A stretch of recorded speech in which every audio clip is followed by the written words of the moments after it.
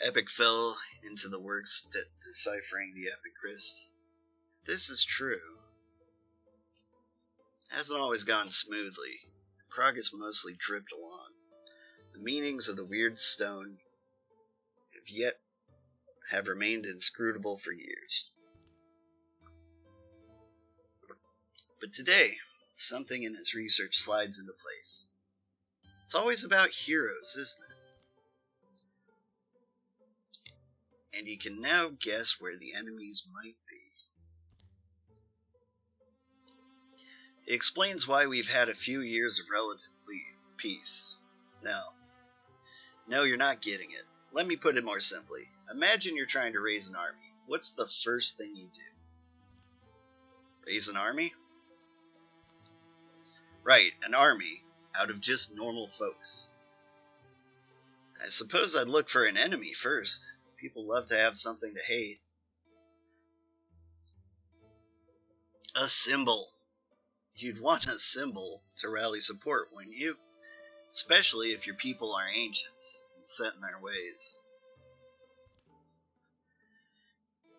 So you're saying Ulstryx, our master of Gorgons, needs this thing.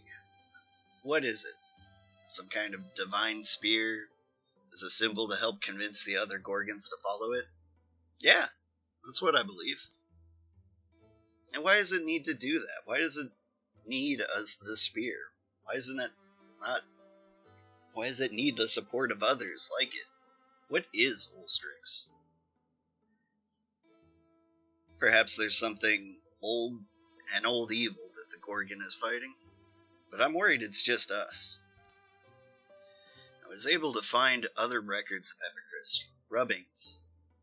That was my first clue.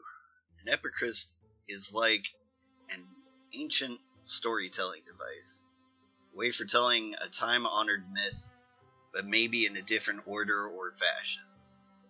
That's what I think. But, and anyway, I'm sorry, I'm getting swept up. I checked the story elements here against some of our older legends. You know that tall tale, kind of a poem or a song in some places, Queen of the Seas? No, but get to the point. Our stone tells almost the exact same story. Almost. But, and according to our version, the spear was laid to rest in a named cavern. It's on one of our maps. So that gives us an advantage, right? We know where it is. But they've got a pretty big head start, so I don't know. If it has anything to do with this, I don't know if it has anything to do with this, but Gorgon sightings are picking up again. Now seems like a good time for us to get started. We've all changed, remember? All the havoc those things have caused, and we couldn't stop them. But we're ready this time, aren't we? We stand alone, in many ways, but we still stand. Shadows deepen, and all the monsters get stronger.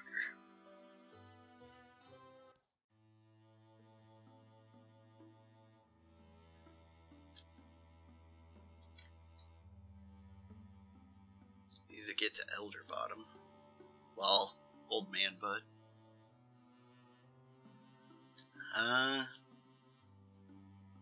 Just have to go through the Doom Furs. I'm sure it'll be fine.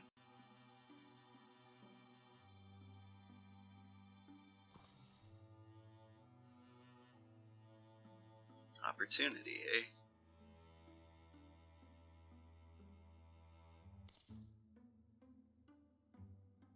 Moosh never told anyone. In fact, he often wondered whether it truly happened at all. A death curse had been laid on his head as a boy. The words of some weird witch whose wrath had been stirred. A vulture voice shrieked in Moosh's sleep, visiting often on nights of the shadowed moon.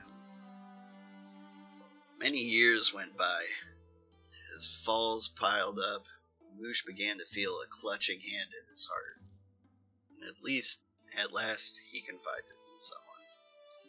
He chose the person he thought least likely to care. This person would make the soundest decision, he supposed. Cottage is just up this way. How are you doing? How's your breathing? It's fine, I said. It's not like it's wasting me away quite yet. Hey, buddy. They traveled to the whispered home of an exile, an old mystic, reputed to have studied curses and their counters. I do wonder. Of course you do. I don't know. Exile, being exiled. I'm not someone who hangs in every window for a word, but that idea, what did this person do? I can't really say myself. I don't know. I mean, we ourselves aren't exactly welcome everywhere. Sometimes it's just difference that people fear. What's this lady called? Gwynmay? Was the name I heard? Gwynmay Bluelast. Trees? Is it wakeful trees again? All mumbling and mouth-peppered? From the far side of the cottage, her creaky voice bleats. Is it trees, or the breeze between them? Or hair, or the proud owl muttering to mock my ears on this most markless night? Whatever you be, lostlings, or doggins, or man of bones, if you creep a hankering to my cottage door, be warned, I'm no morsel for the tooth, nor treasure for a... Easy now, we're just well-meaning strangers here to talk. Well-meaning? Which are those? Then her lamplight finds faces. Oh! A laugh spills from her, a burbly, wet, warm laugh. Oh ho ho! Is it two couth travelers? Oh ho ho ho! Come inside. It's late, but my stove's going. There's pig feet pickled 9 yards. Chicken I'll chap and simmer. They tell this exiled mystic about Musha's curse, and has chicken cooks in a bluish bath. Curses, hexes, are really extensions of nature. Agents of wild will, like beasts, like fire, eating, breathing, destroying. Once a curse is spun into motion, it follows the course of chaos. The trick is then to trap it, to lure it out of the life it circles and bind it within new bounds. Sure, I know how to do this, but the cost is always steep. Oh my gosh. We can handle most things. What do you need? If you are set on it, then there is something you must do. You may not enjoy it. What you find there, and you may not well enjoy it, what you find there. But you ought to retrieve something. A stone. A stone that was buried in a cave well hidden. There are few objects of power in this world fit to be a home, a prison for curses. The Dwemerald stone, green and bright. Hope that I am the only one who knows its location. They leave on a quest of curse breaking as dawn crests the hilltops. Yep. And Mutation will handle this all on her own. Go recruit a thing. Who's the oldest? Epic, so I need a new mystic. Why do you need a new mystic? To keep the party balanced. Unkin's darkness has reached Elder Bottom. I've been waiting my whole life for this opportunity. Well, we haven't been around that long, but if you want, I could sign your, Huh? Listen, what if I told you my father was a renowned cowherd? Not because he was any good with cattle, but because he beat a bull god in combat and won him a good fortune. And then Grandpa, legend is he threatened a flood so severely that it turned its tail before it reached Elderbottom. Which is why the town continues to be known for its unmatched magical artifact museum. I think I've heard that story. The point is, my blood is the blood of exceptional people. It beats behind my eyes such that I can barely sleep these days. And so I've been searching for my chance, any chance, to prove I belong to this lineage. Let me join you. Fair warning, I'm probably going to spill some of your precious hero blood if you're on board. Then we are too. Alright. Mystic.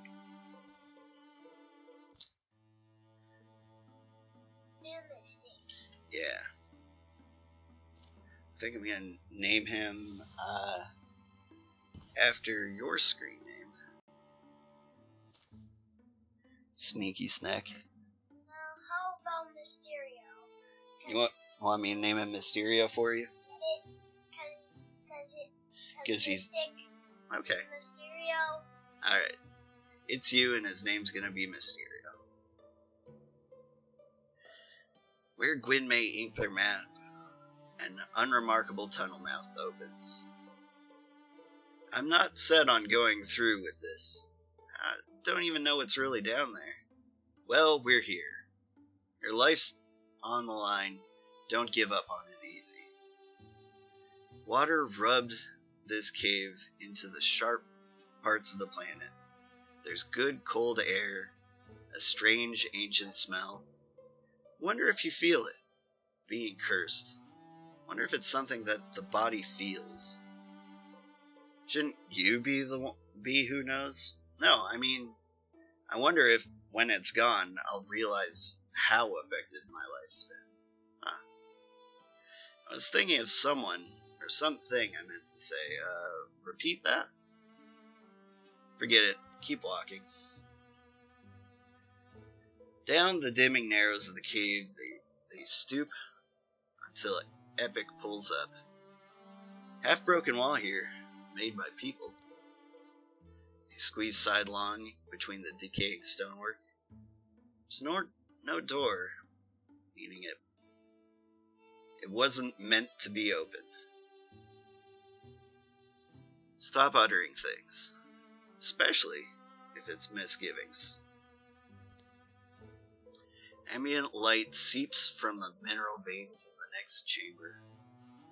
How old is it, though? This mortar comes away like cake paste. Neat. Not just a cave, I guess. She said it was buried. I didn't think she meant buried. It reads, Everlasting rest now cradles our bright hero, Ansel Aristoteles. Tore our world from the talons of a hungry evil, and gave his life to free us from tyranny. So this jewel we're meant to find, it has to be interred with his bones? We can dig. Careful. It's fine. I mean, we're trying to free the world from evil. Makes sense, right? The pair of them dig in the gray-blue soil and ash. Cave clouds up, foreheads stream. They don't speak, chop and scuff with shovels. Grunts, echoes, grunts, and heavy breaths. Deeper and deeper, the hole widening, soil rich smelling, smoky and sharp. And then crack.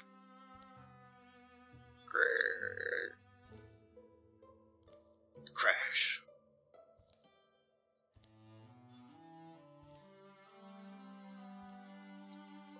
She. In the earth where they dug a green jewel, netted and strung. Not like anyone's treasure, but like a tool to drape from the belt. I'm picking it up, I guess. Look inside upon that feathered light, soaring and unsteady, lancing like sun on swords, over hills forgotten, fates forgone. That's from a book? I honestly don't know. They exit the way they came in, leaving only dust and a defaced monument. But see, yeah, the whole thing is epic? What do you figure this means? Oh, this? What does this mean, you're asking? With a soundless shout, the ghost streams forward. Oh. He seems upset.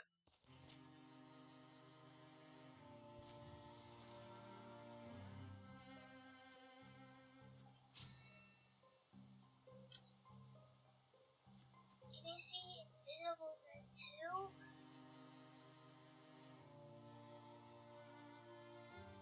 Is he in the gray plane? I cannot deal with that.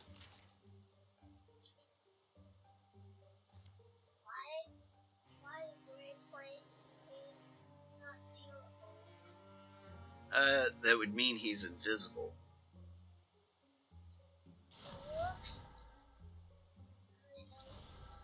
Oops. Alright. He's free enough now.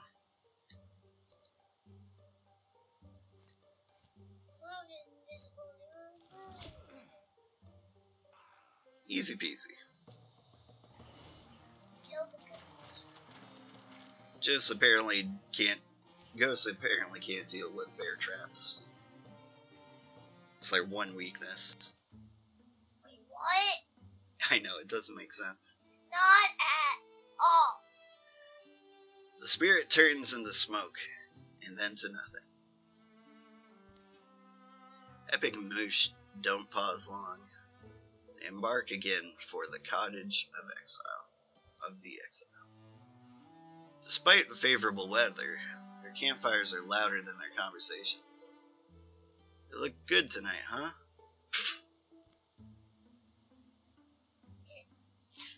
Familiar smells, the wild fennel and blackbell tell them they return. The trees are birdless by day, as they were by evening. We're at the end. It'll all be over soon. Are you sure about that? What? You dug right next to me, didn't you? Don't make me sorry I helped. Are the little rams butting their heads together now? At the end of their journey? How perfectly likely, I was just standing back there. Neat. Found the old stone, Gwynmay, where you said it would be. In a tomb is where it was, not a treasury. Oh, no. I'm sorry, I sure was in just an ill-famed spot. But you retrieved it anyway? Come inside, poor rams. Dry your misdeeds by the fire.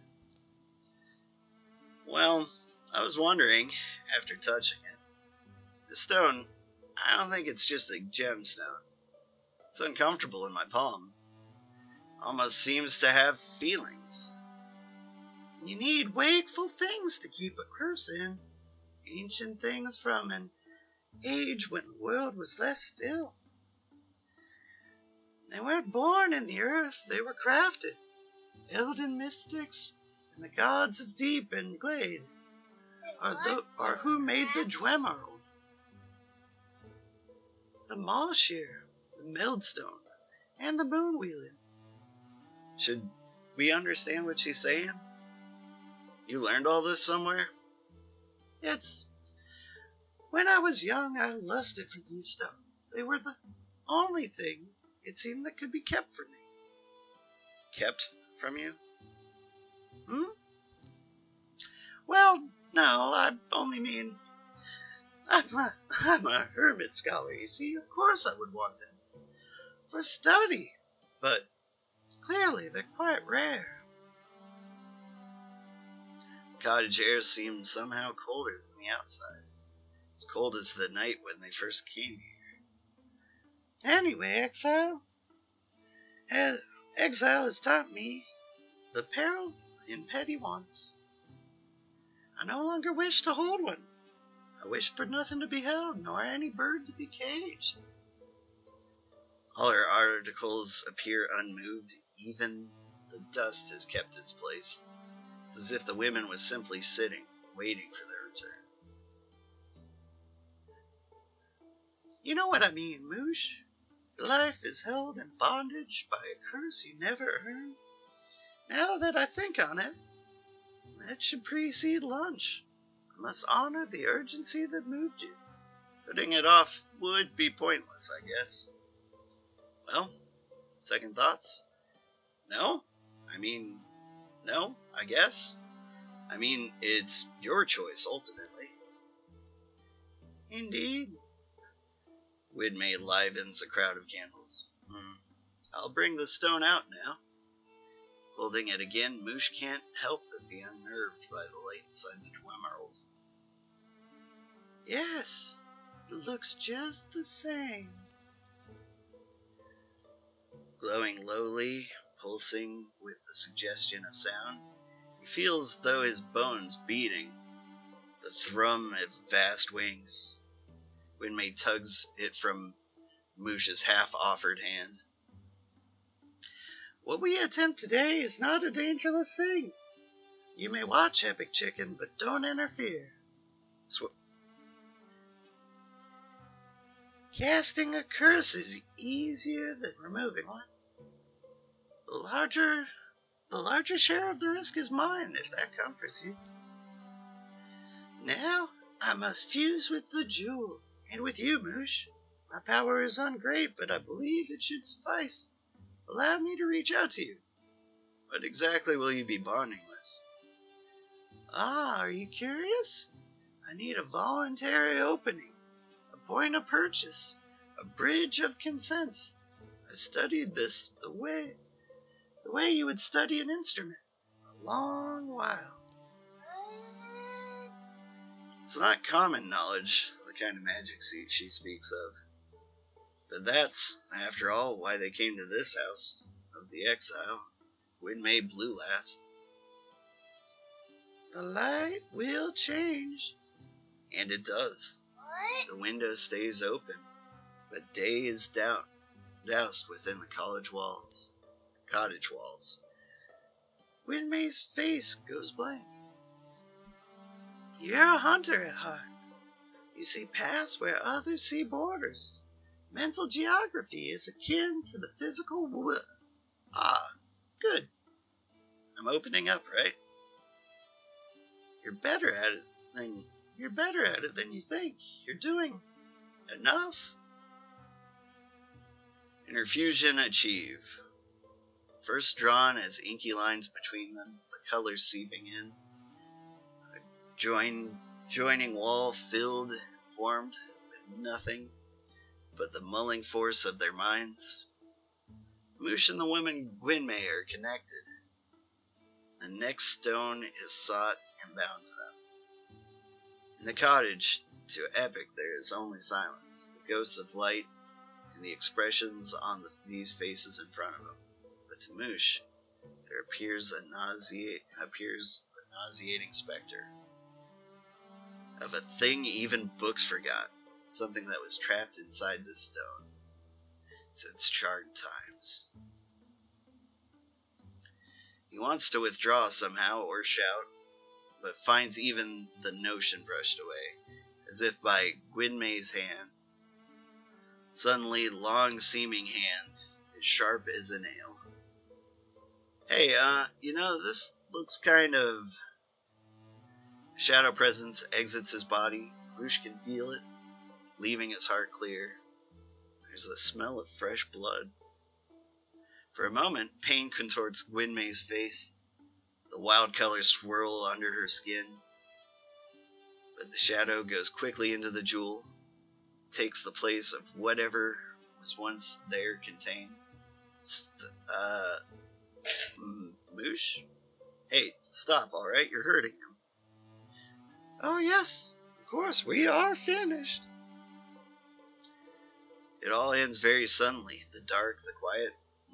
Well, Moosh hits the floor. I'm really myself again? Oh, in my prison. Crunch. She lets the jewel tumble, crushes it with one happy stomp. Shatters like a warm pecker's precious little egg. Moosh regains his feet. You're up. But what happened? The house explodes.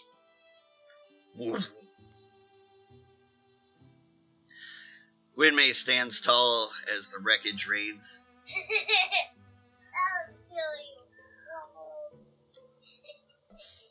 Ah, delicious morons, flagrant fools, remember this moment. Savor it. Winmay, what did you just do? Oh, how the growly man growls. The tragic and tart-eyed and trickable thing. It's wonderful news. You need no more call me Gwynmay Bluelast. I will never near to waste so coarse a name again. Call me Volta, for I am she, the vulture queen herself. My powers come home at last. Oh, but you were so easily fooled. I might even believe you had desired this. Does the spirit of my servant reside in you? No, for I certainly would have felt it, I'd say, when you were young. Yours is the voice. But how pleasing you will finally understand. I probably should have changed my voice for her. How many times on night of no moon had Moosh woken with a murmur in his ears, the whispering of an absent woman's lips. The whisper would rise in pitch as it went away, receding as if on wings. Yours is the voice I've heard all my life.